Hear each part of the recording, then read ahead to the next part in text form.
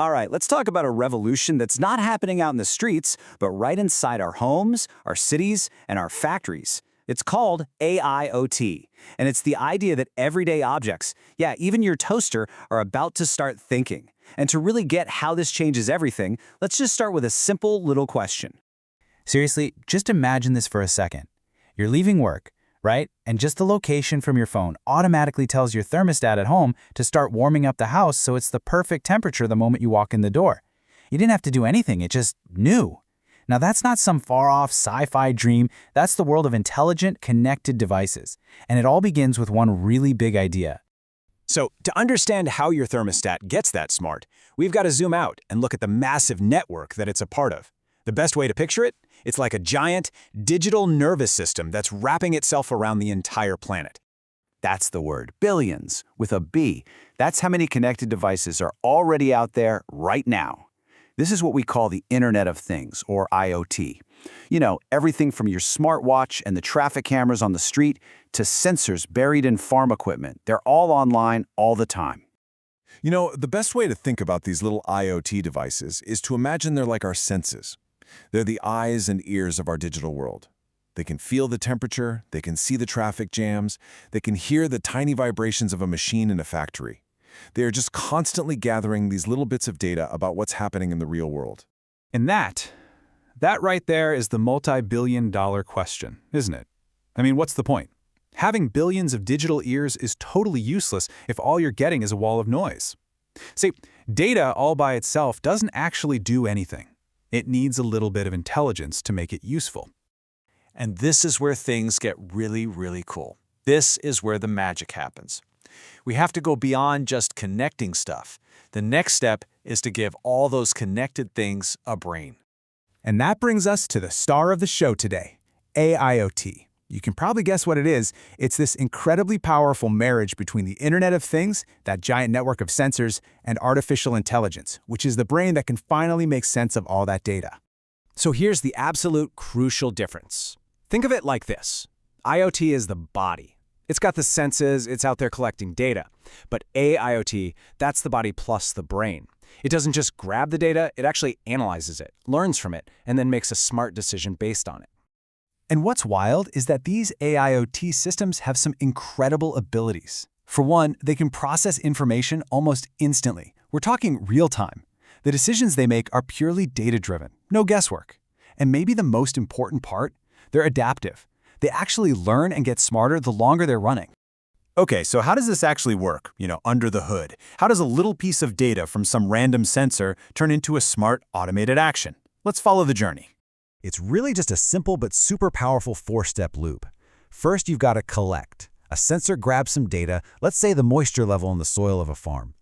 Then you've got to send that little piece of data over a network. Now, here's the key part. Step 3 is process. An AI model looks at that info and decides, hey, this soil's getting too dry.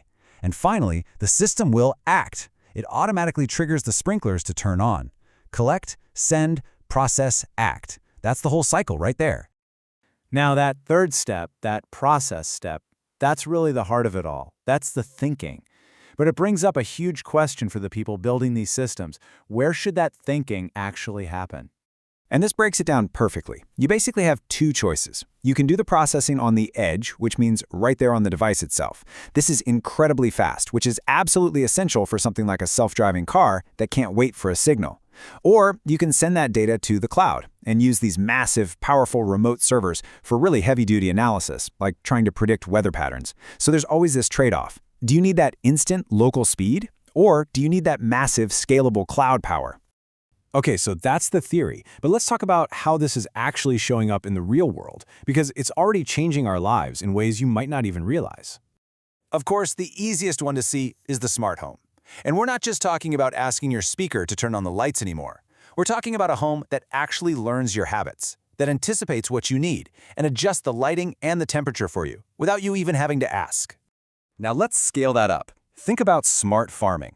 You can have AIoT systems monitoring enormous fields, analyzing soil moisture and nutrient levels down to the square inch. That means they use water and fertilizer with just incredible precision. The result? A lot less waste and a lot more food. And in factories, This is a total game changer. You've got machines with AIoT sensors that can analyze their own performance, they can listen to their own vibrations, and literally predict when a part is about to fail.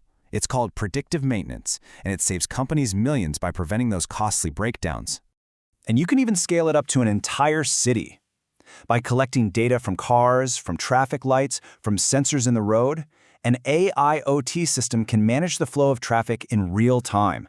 It can reduce traffic jams and even clear a path for emergency vehicles automatically. I mean, the applications are pretty amazing, but honestly, we are just scratching the surface. So what's on the horizon? What's coming next for this technology? Well, it's not all easy. There are still some pretty big challenges to figure out. Like, how do we keep all of this personal data secure? How do you build a system that can handle not just billions, but trillions of devices? And how do you get all these different gadgets from all these different companies to actually talk to each other? These are the huge problems that engineers are tackling right now. But the future is, well, it's incredibly exciting. We're looking at much more powerful AI that can run directly on the devices themselves. That's edge AI. That leads to things like fully autonomous systems, like self-driving delivery drones.